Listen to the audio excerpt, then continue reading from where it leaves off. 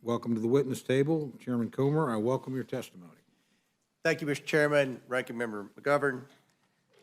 I urge the Rules Committee to grant a prompt rule for the House's consideration of two bills, each of which strikes down a law adopted by the D.C. Council.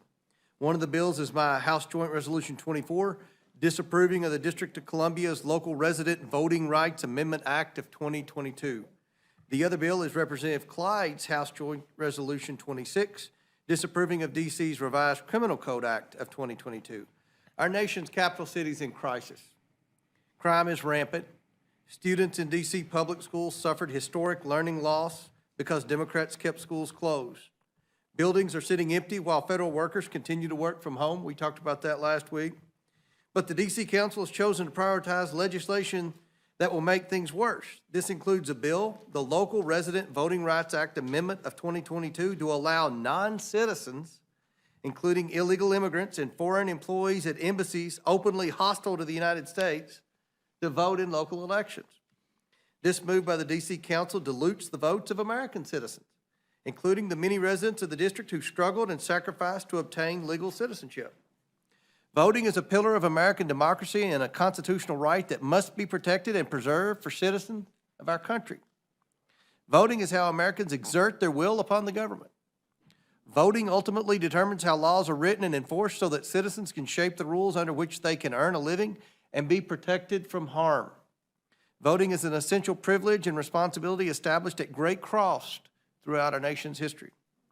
Yet on November 21st, 2022, the D.C. Council chose to grant the vote to anyone residing in the district, including those here illegally and other non-citizens. Now just think about the immediate implications of this law. Our nation's capital city plays host to hundreds of foreign organizations and embassies. Many of these foreign nationals have interests directly opposed to those of the United States. They make no claim otherwise. D.C.'s laws make zero exceptions for such individuals whose role may be to disrupt or destroy the American way of life and principles our nation stands upon. For years, my Democrat colleagues have decried potential foreign influence in our electoral process. But D.C.'s new law potentially allows foreign agents from China, Russia, and other adversaries to participate in local elections held within this nation's capital city. This law is so bad, the D.C. Council even lost the support of the Washington Post editorial board. In October of last year, the Post estimated 50,000 non-citizen D.C. residents would be able to vote under this act, which it viewed as a bridge too far. I think most of us can agree with that. I think most of the American people would agree with that. Even D.C. Mayor Bowser agrees with us and chose to withhold her own signature from this legislation.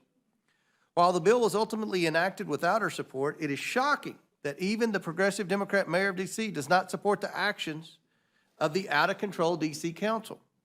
Our free and fair elections are the hallmark of a healthy democracy, and we must protect them. The D.C. Council's law intends to do the opposite. For these reasons, I urge you to support my resolution of disapproval to stop this radical reform in its tracks. Secondly, and as if this was not bad enough, the radical D.C. Council has also enacted legislation that will turn this crime crisis into a catastrophe by passing the Revised Criminal Code Act of 2022. Let's be clear. The capital city, America's city, is in a crisis. According to the D.C. Metropolitan Police Department, carjackings in the district have increased by 76% compared to this time last year. Total property crime is up 24%. Homicides are up 17%. In fact, D.C. is currently on track to have the most homicides since 1995. But the radical D.C. Council has enacted legislation that will turn this crime crisis into a catastrophe. The D.C. Council's progressive soft-on-crime legislation eliminates almost all the mandatory minimum sentencing requirements for violent crimes, and it drastically reduces the maximum penalties allowable to the courts. These changes further embolden criminals to run rampant throughout the District of Columbia. The act also grants a right to jury trial for most misdemeanor offenses. The D.C. court system is already overloaded. This change will burden the D.C. court system even more, reducing the resources devoted to hearing cases for serious felony offenses. The D.C. Council's legislation is eroding an individual's right to a fair and speedy trial granted to them through our Constitution. All Americans should feel safe in their capital city, but they don't. because of D.C. Democrats' leniency towards criminals at the expense of American safety. Ensuring public safety and addressing crime is a cornerstone of the House Republicans' policy agenda. In November last year, Americans voted for a new majority in the House, a new majority that will address crime head-on to ensure a nation that's safe. This D.C. Council legislation is a brazen rejection of law and order, ignoring the high rates of criminality in the district and doubling down on leniency for society's violent criminals is a dereliction of duty. If the D.C. Council wants to continue to skirt its responsibility to the people, they will have to answer to this Congress. It should be noted that we in Congress are not alone. The D.C. Police Union, representing 3,500 members, and the National Fraternal Order of Police are strongly in favor of House Joint Resolution 26, stating in a recent letter to Congress that the D.C. Act will, quote, will embolden criminals, dramatically increase crime and violence, and render police officers in the District of Columbia virtually powerless to adequately police the city and keep its residents and visitors safe. Additionally, on January 4th, D.C. Mayor Bowser took the extraordinary step of vetoing this legislation, calling the proposals, quote, controversial, and stating the act, quote, does not make the district safer. Mayor Bowser's bold executive veto sent a strong message that the policy proposals of this bill are simply unworkable and unsafe for the district. There may not be much Mayor Bowser and I have agreed on in the past, but today we are on the same page. I call on all of my colleagues to join me in supporting Mr. Clyde's resolution of disapproving the D.C. Revised Criminal Code Act of 2022. We must ensure these terrible criminal code reforms are not put into place. Again, I ask the Rules Committee to grant a prompt rule for the House's consideration of these resolutions, and I welcome the committee's questions. Yield back. Thank you very much. Mr. Raskin, you're recognized for your opening statement.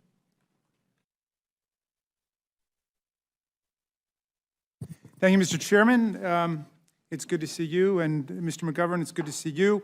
I've come to oppose these two resolutions, which we've had no hearings on, that seek to overturn and nullify laws duly enacted by the representatives of the 713,000 citizens who live in Washington, D.C. You know, the framers of our Constitution observed that Newton's third law of motion acts in politics as well as in physics. Every action creates an equal and opposite reaction. And the people of Washington dared to upset the apple cart in the last two Congresses by challenging their political disenfranchisement, their complete lockout from voting representation in the U.S. House and the U.S. Senate, and all of the political discrimination that is routinely waged against them. The only community of tax-paying, draftable U.S. citizens who have no voting representation in the Congress of the United States. And now today, they're starting to pay the price, at least if the majority gets its way. Now, Washingtonians have a real and old-fashioned political grievance, the kind of grievance that the framers of our Constitution understood well: disenfranchisement, taxation without representation. And this is a real grievance, not an imaginary one, like a fictionalized stolen election, and they chose to act to redress their grievance. After more than 2 centuries of having no voting voice in Congress and having their laws subject to interference by other people's representatives, after more than 2 centuries of taxation, military service, and conscription without representation in the body that decides on war and everything else at the federal level, the people of Washington simply had enough. And it's true that not everyone noticed because they acted nonviolently.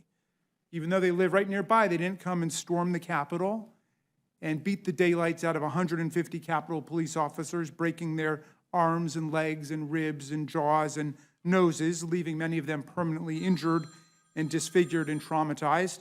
They didn't try to overthrow the government. They didn't threaten our lives, and they didn't get anyone killed.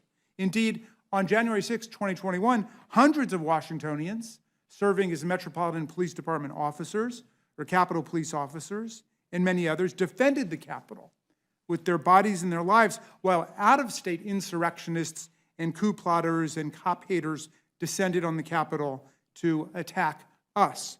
Washingtonians acted to save the very Congress in which they still have no voting representation at all. You talk about patriotism, that's patriotism.